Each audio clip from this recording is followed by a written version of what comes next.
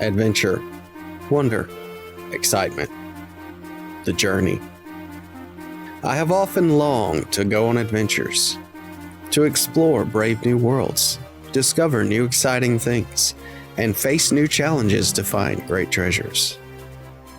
But sadly, I live a rather boring life.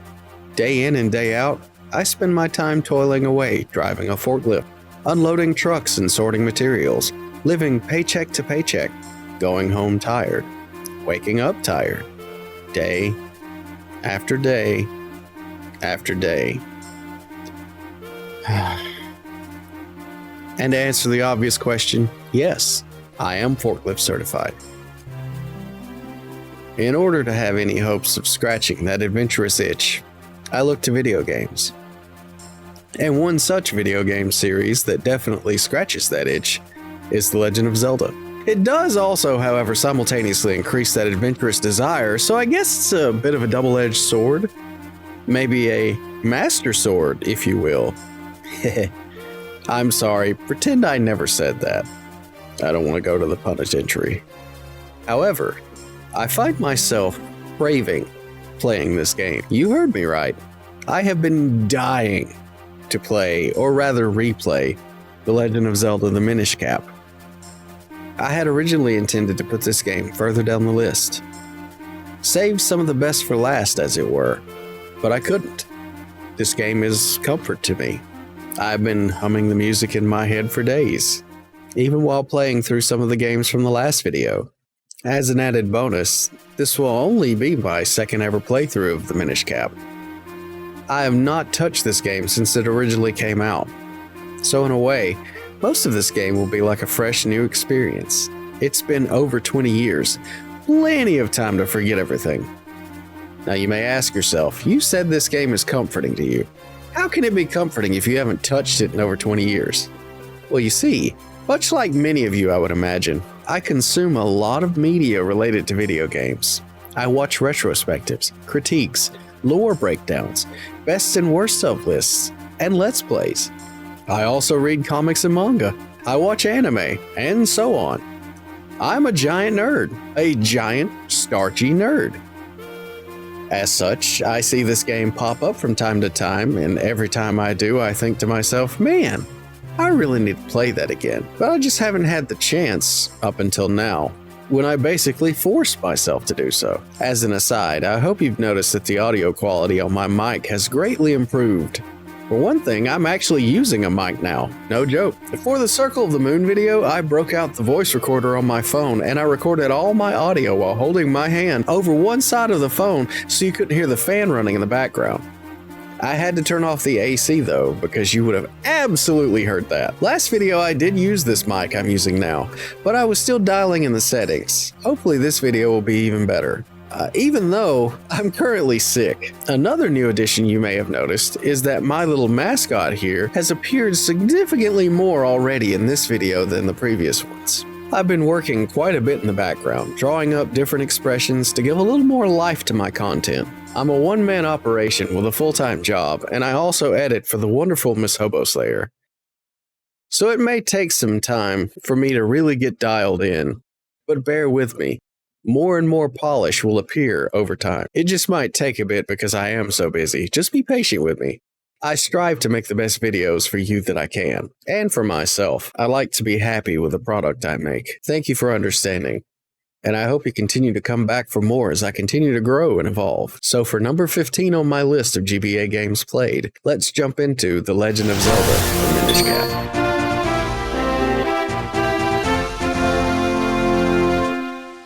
I'm sorry, it's just in my nature to be incapable of taking things too seriously. So allow me to introduce Lork.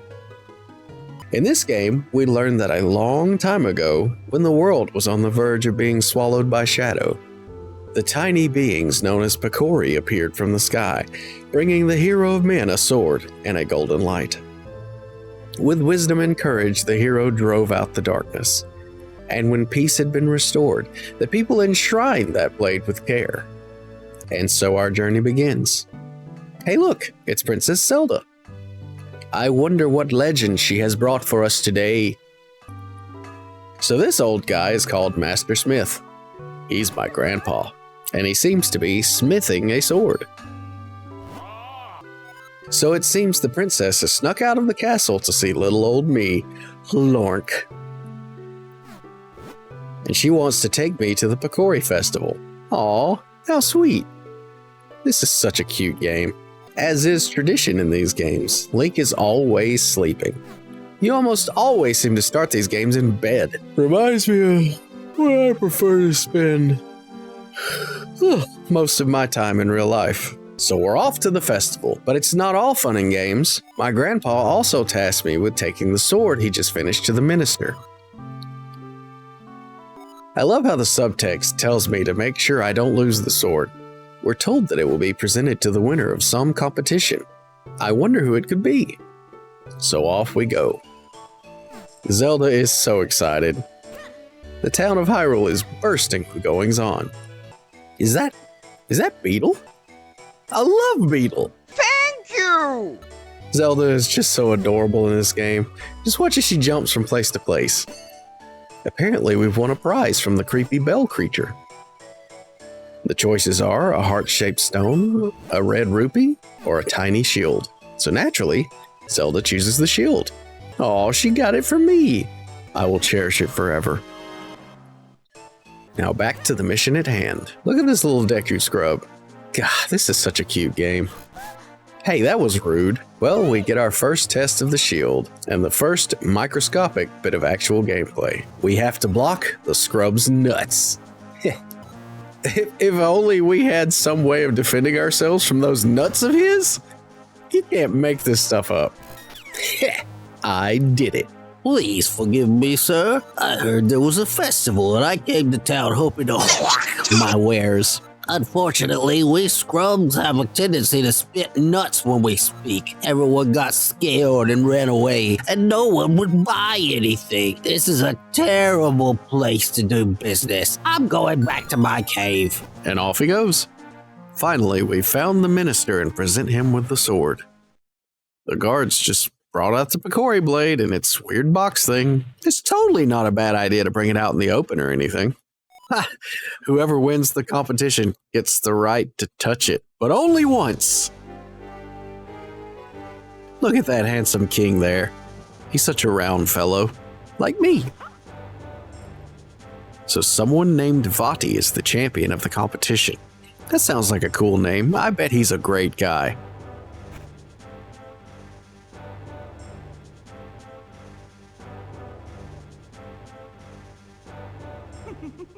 I dig the purple. That giggle, though. To think things would go this well. The Picori blade and the bound chest spoken of in Hylian lore. This chest must hold that which I seek. I'll relieve you of its contents now. Uh-oh. The guards are on guard. He just flung them off screen. How dare he? Do not interfere with me. As victor, I've earned the right to approach the Picori blade. I've been waiting for this moment.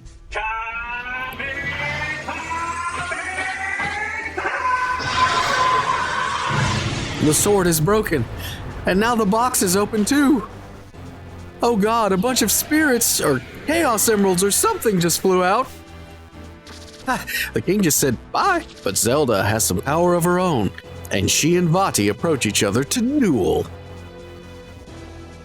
The princess with the mystic aura, the power that was gifted to the people of Hyrule, still flows within the veins of the ladies of its royal family. Interesting. If I leave you now, you'll only cause me trouble later. That will never do. To stone with you. Who says that? That's just weird. But I, Lork, will protect you, Zelda. Stand back. Never mind. Oh no, she got stoned. All who stand in my way shall share this fate. Now to find out what power awaits me in this chest. Empty? There was nothing in there but a rabble of monsters. What is the meaning of this? Well, I know the force I'm after is somewhere out there. I'm in no hurry. I can take my time searching for it.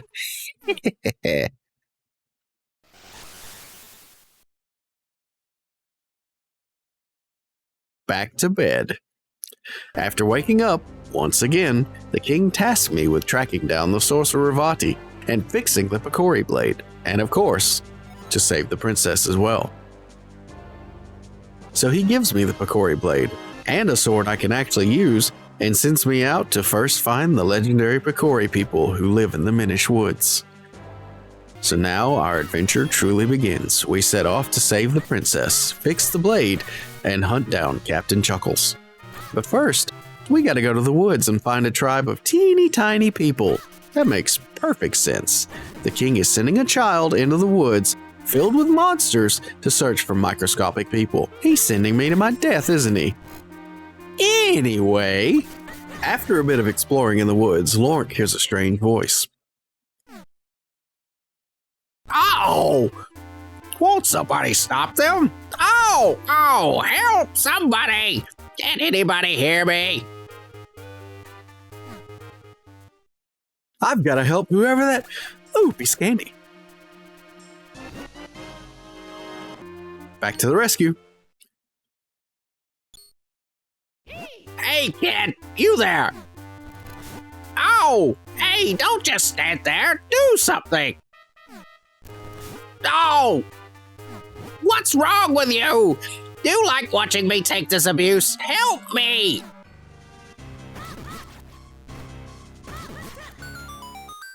Phew! Well done. That was close. Not that I couldn't handle them myself. But that's besides the point. What in the world is a lone child doing so deep in the woods? The king sent me to look for little people. Oh, I see. The Picori, you say? And Vati? Vati's cursed someone? What? The sacred blade? Is that so? I see. You know, you and I have a lot in common. You see, I too am on a quest to break a curse of Vati's. And you say that reforging the sacred blade can break his curse? Well then, you have found yourself a companion, my boy. My name is Ezlo. It's a pleasure to make your acquaintance. What? Is there something on my face? Quit staring, it's rude. He can't keep up with me. If it isn't one thing, it's another. You're a troublesome boy. Come here! So Ezlo perches himself atop my head. Wait, is that his butthole on my hair? I don't know if I like this. There, now you can't possibly leave me behind. Do I feel suction? My, it's quite comfortable up here. More comfortable than it looks, surely. The hair tickles my insides. And much easier on me. Just ignore the occasional fart smell. Hey, quit your squirming. Can't you sit still? See? There. You're stimulating me in new and exciting ways I've never experienced before. Yes, that's it. Much better. Now, I suppose a boy like you still has much to learn about the world. I'm not sure I want to learn the lessons you have to teach. Also, what is it with Link always having to be assimilated and go through all these horrible transformations? It's gotta be rough being Link. Ah, such a hopeless child. Well, with our new hat, we continue our journey to look for tiny people in the woods until we approach this stump. This is where Ezlo tells me he can make me tiny by using the stump as a portal. And when I'm tiny, I can finally find the Picori, or as he calls them, the Minish. So he sings me the songs of his people and I begin to shrink.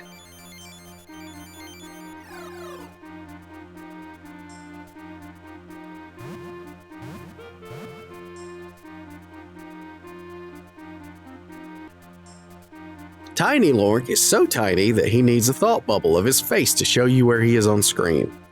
Finally, we find the Minish. And none of them speak a lick of English. Until finally, we find the Minish Pope, and he does speak English. He tells us his name is Uncle Fester, and that we need to put some kind of jabbernut in our mouth so we can understand the Minish language.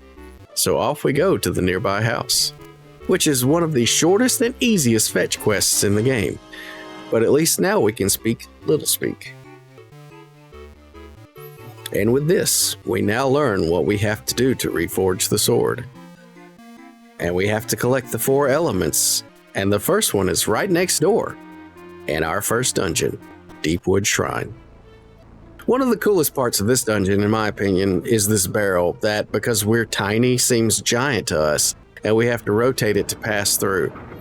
Eventually, we find the big item of this dungeon, the Gust Jar. It's great at sucking and blowing. And we'll be doing a lot of that from here on out. In all seriousness, it is very useful for traversal, certain enemies too, and is necessary for defeating our first dungeon boss, the big green choo-choo. You gotta suck up all his foot goop so his giant head is too heavy to stay upright. Then you get to wail on him in true button mashing glory. So the big thing about this game, no pun intended, is that most of the dungeons are tiny, and if not, there are sections where you have to become tiny to defeat the bosses. So most of these enemies would be nothing to us at normal size, but because we're technically 4 pixels tall here, this thing is colossal. And with a little hard work, we've got the first element.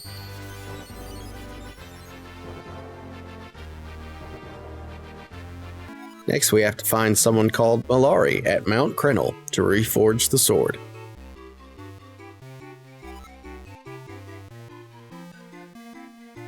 Okay, just a little side thing. Watch the skill here with this business scrub.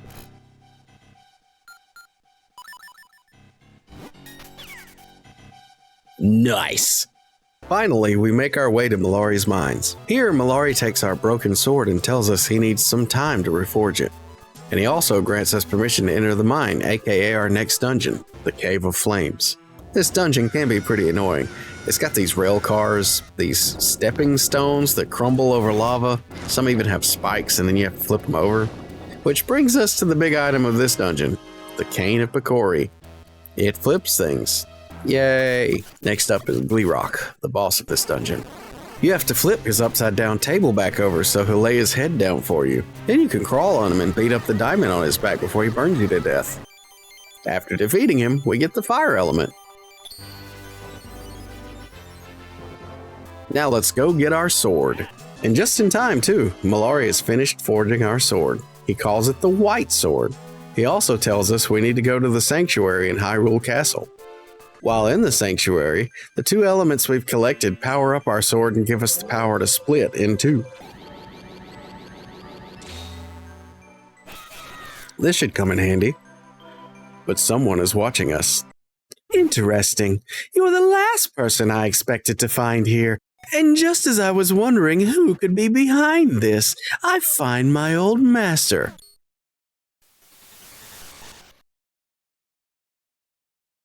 Vaati is back. And as always, you are dressed in the shabbiest of rags. My curses are not to be mocked. The one I cast on you is most powerful. No matter what power you wield, you will never break it. You haven't changed in the slightest. I should have never created that cap. It only fueled your insane desires. Fool! A hat that grants the wishes of its wearer is a spectacular creation. Thanks to you, I have gone from being meek, minuscule nothing, to the greatest sorcerer alive. You cannot stop me now, and I have you to thank for it. Accept this small feature of gratitude from me. Wait, Vaati, wait! Oh no, a trap. That's foul, Vaati. What could he be scheming now? Lark, I feel I owe you an explanation of what has happened. You see, Vaati and I are both Minish. Dun dun dun! So Ezlo proceeds to tell us he was a sage and a craftsman, and Vaati was his apprentice. Vaati took a hat that Ezlo made that grants the wishes of the wearer and transformed into what we see today. He tells Ezlo he's after something called the Light Force. He then cursed Ezlo to be a bird hat thing.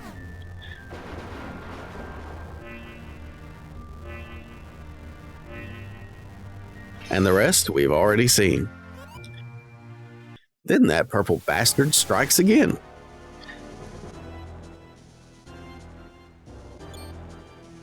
Who's there? What? Vati, how did you get in here? What are you doing?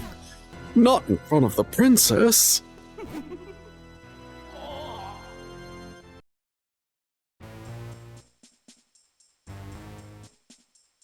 It looks like you're all here. Very well, the King of Hyrule has words for you. You all know of the power the Bakori gave to mankind, do you not? The golden light force of limitless magical power. I want it. It is somewhere here in Hyrule. Go now and bring me this power. Waste no time. Go forth at once and bring me the light force. Fling anyone who refuses into the dungeon. Him and his family too. I will tolerate no disobedience. Well, crap. Next we enter the Fortress of Winds. The item of this dungeon is the mole bits, which allow us to dig through dirt. And the boss of this dungeon is Mazal, a giant Aztec-looking floating head with two large floating hands. And of course, you have to attack his hands, defeat them, so his head will drop to the ground. Then you shrink and climb inside his head and attack a pillar inside. And you have to do this a couple times. But after defeating him, we find the wind element is not here, and the people of this temple have moved it into the sky. But in the meantime, here's an ocarina.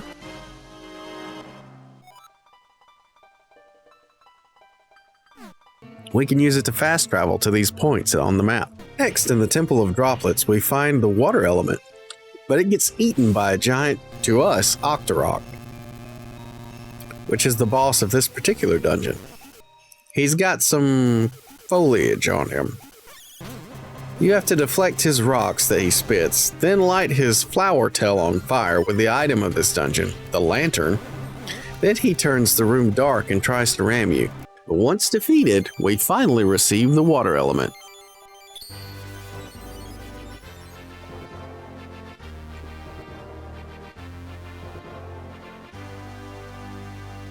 After leaving the temple, we're greeted by a ghost. He tells us he's a former king of Hyrule named Gustav, and he tasks us with a command in the form of a riddle.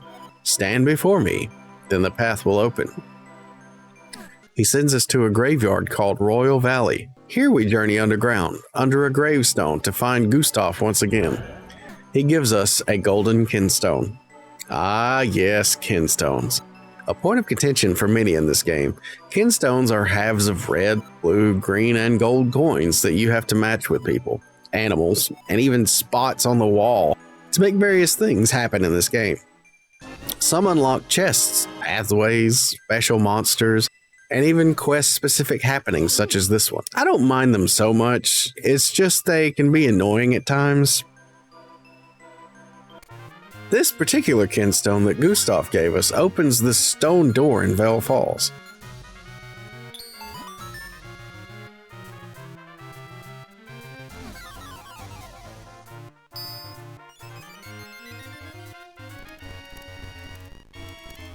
And after climbing this mountain, we soar into the clouds.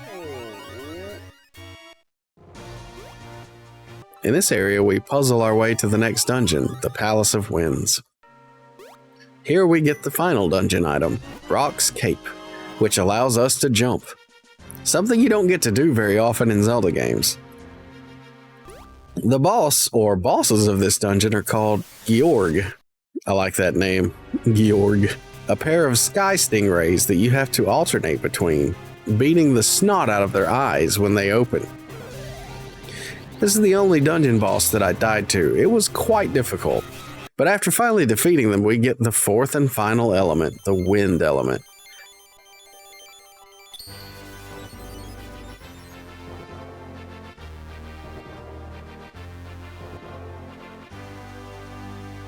It's finally time to restore the full power of the Sacred Blade. And it then becomes the Four Sword, and takes us to a stained glass room that retells the opening of the game. But then, so that's what it means. Ezlo, you really are too kind. First you give me my magic cap, and then you guide me here. You've been far too generous, but now I no longer have any use for you.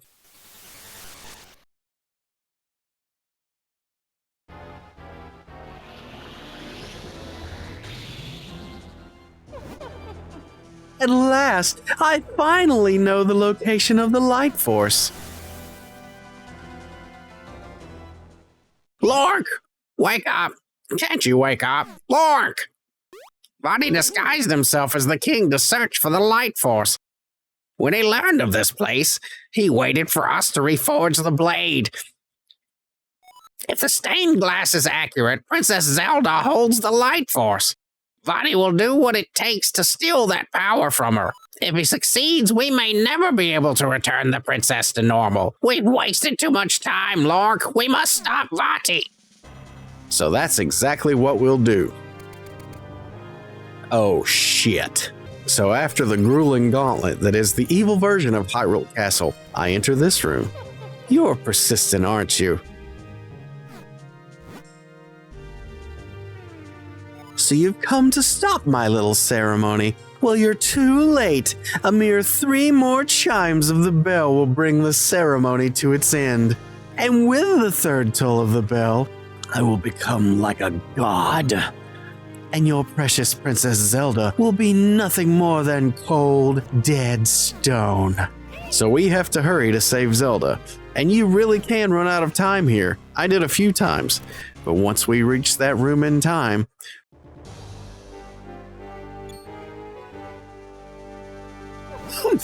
just a few more moments, and the ceremony would have been complete. You really are obsessed with stopping me, aren't you? Ah, very well. I have not yet drained all the light force housed in Princess Zelda, but what I have should suffice. I shall be transformed, unstoppable. But let me first attend to the pesky worms who would trifle with me.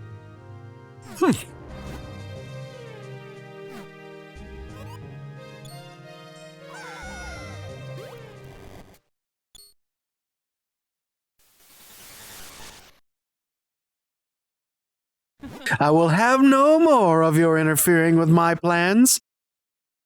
Let me show you true power. So then begins the final boss fight.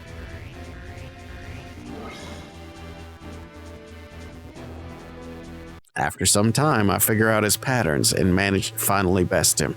And then he transforms into a biblically accurate angel. So it's time for a healthy round of eyeball poking.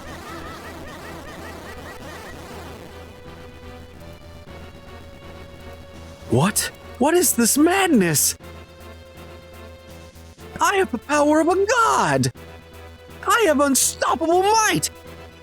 How could I lose to a child? After defeating Vaati, it's time to free Zelda.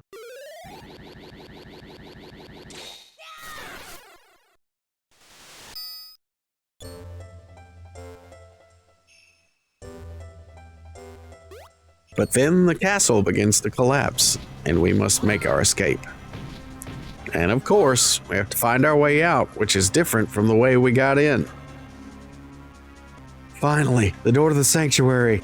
We can return everything to Nook. Oh no.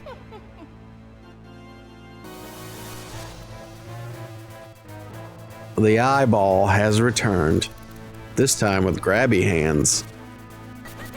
But he is no match for Lork and his magical bird hat and foursome sword. Fool, but the light force, my power, I had such power! Vaati is finally, truly defeated.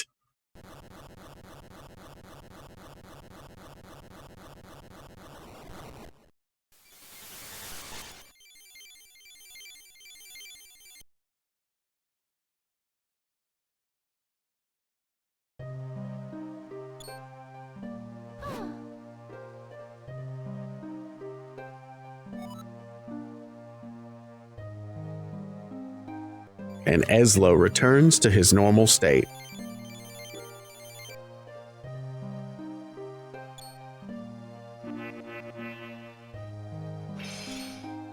Not as bird-like anymore.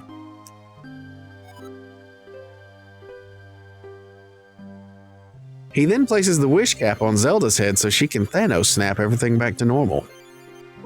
Then the hat crumbles as Hyrule returns to its former glory.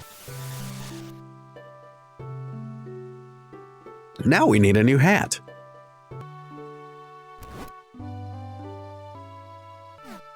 Oh, thanks, Ezlo. And with that, we finally finished the game. I did truly enjoy my time with the Minish Cap. I didn't 100% the game, but that's mostly due to time and real-life circumstances having made finishing the video difficult. As mentioned in the beginning, I work full-time, and I edit, while trying to make my own videos. I hope you enjoyed this video. Please leave it a like. Subscribe if you haven't already to see what GBA games I play next time. I've still got a ton to go. Tell me in the comments if you've ever played this game and what you think of it. Have a great day, and I'll see you next time.